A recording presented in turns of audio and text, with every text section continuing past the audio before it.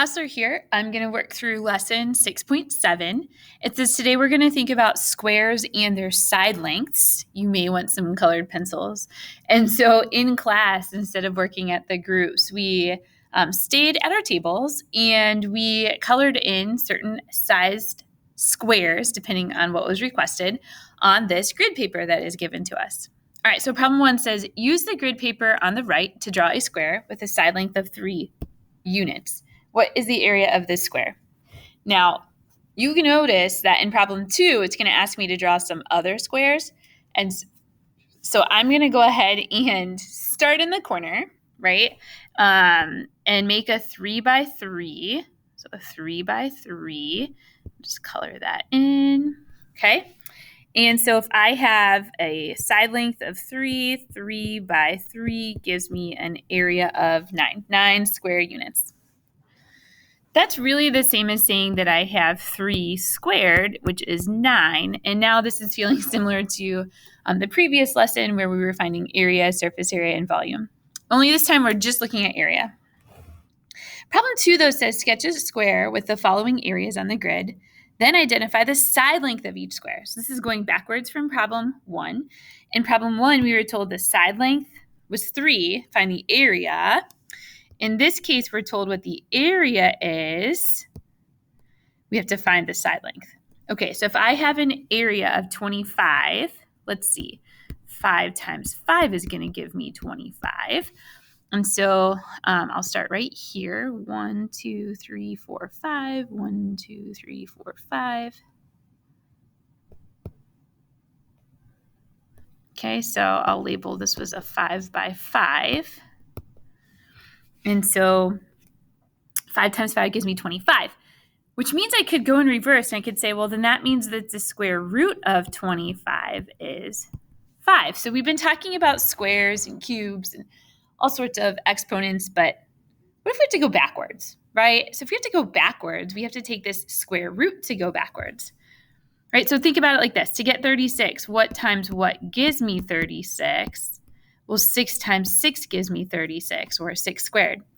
In other words, the square root, going backwards, the square root of 36 is 6. All right, let's do a square here. So let's see if this is going to be enough. 1, 2, 3, 4, 5, 6. Oh, good. 1, 2, 3, 4, 5, 6. So I have a square of area 36. Then my sides are a 6 by 6. All right, how about 49 square units? Well, let's see. 7 times 7 gives me 49, or we could say the square root of 49 is not 9, 7. Okay. Up here, square root of 36 was 6. Okay, so now I need a 7 by 7. Whew. All right, we'll start here. 1, 2, 3, 4, 5, 6, 7. 1, 2, 3, 4, 5, 6, 7. All right, so now we have a 7 by 7. And yeah, that would be an area of 49. All right, how about this last one here? 9 times 9 gives me 81. Or again, we could say square root of 81 is 9. Let's just verify. I have no idea where we're going to be at here. So I'm going to start here. 1, 2, 3, 4, 5, 6, 7, 8, 9. Oh, right up against the 7 by 7. So we should be able to go 2 more. That gives me 9. Okay. Yeah, 9 by 9 would give me 81. Okay. So we're doing this reverse, this idea of I know what the area is, what's the side length. So, to find the area, we square a side. To go backwards, we can take a square root. All right. So square roots are going to be the opposite of squaring. Let's see what 3 says. It says, describe what the square with an area of 30 square units would look like. All right. So we talked about this idea of if I know what the area is, I can take the square root of that area and get the side length. Another way to think about it is what number times what number gives me 30. Well, 30 is not what we call a perfect square. It's not a number that is created by doing a whole number times a whole number. This is more of an estimate. right? Okay, so let's take a look. 5 times 5 is 25. 6 times 6 is 36, and 30 is in the middle of that. So if 30 is in the middle of that, I'm going to guess the square root or the side length would be about 5.5 maybe. Maybe I have something like 5.5 times itself. Okay. And if I were to use a calculator, the calculator actually tells me that it is 5.7. If I type in square root of 30, I get 5.47. So hey, 5.5 was a pretty good estimate. All right, so let's talk about problem 4. It says use your work in questions 1 through 3 to plot points on the graph so that x is the area of the square and y is its side length. Connect the points with a smooth curve and describe the shape made by the points. Okay. So in question 1, I had a side length of 3 and an area of 9. All right. Side length of 3, that's on the y, an area of 9. So got to be careful on your axis. There's the 9. That's not what I wanted to do. Didn't want to plot my point there. 9 and a side length of 3. So I'm going to have to plot a point like right there. Then we had a side length of 5 and an area of 25. So 25 and 5. An area of 36 and a side length of 6. I'm doing my best to estimate here. 49 is the area with a side length of 7.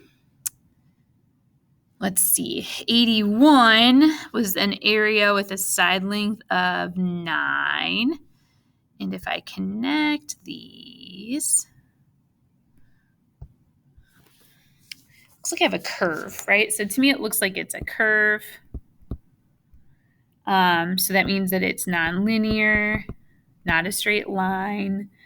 It's steep at first and then flattens out.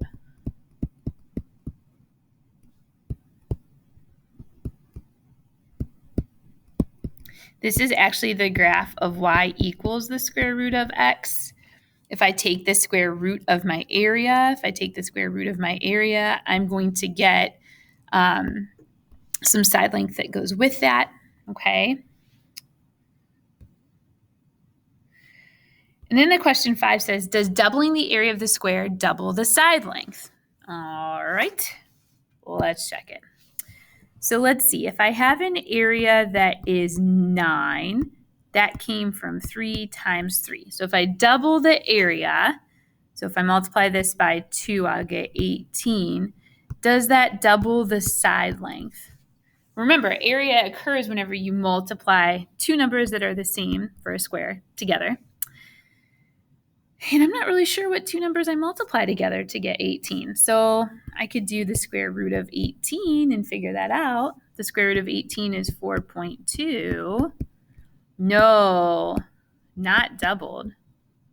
So doubling my area is not going to double my side lengths. Not going to work. Okay. All right. So let's take a look at the check your understanding. I'm going to start this table for you, and then your job is to use this table to help answer some questions as you move through the check your understanding. If I take a number and I square the number, 1 times 1 is 1, and 2 times 2 is 4, and 3 times 3 is 9, and 16, and so on. The set of numbers that you're finding are called perfect squares. They're perfect squares because their result is when you take a whole number times itself. So it turns out to be, really nice answers as opposed to like 4.25 times 4.25. I want you to fill this table in. You're going to use this table to help you answer some questions below. I want to take a look at problem 6. Problem 6 says that I have two functions, the f function and the g function, and you are going to graph both using Desmos. So I want you to go to desmos.com, hit the graphing blue button. You're going to type those in, and then you're going to pick points from the graph and plot them onto your grid here. And then you're going to find answers based off of that. And if you have questions, check in with me and let me know.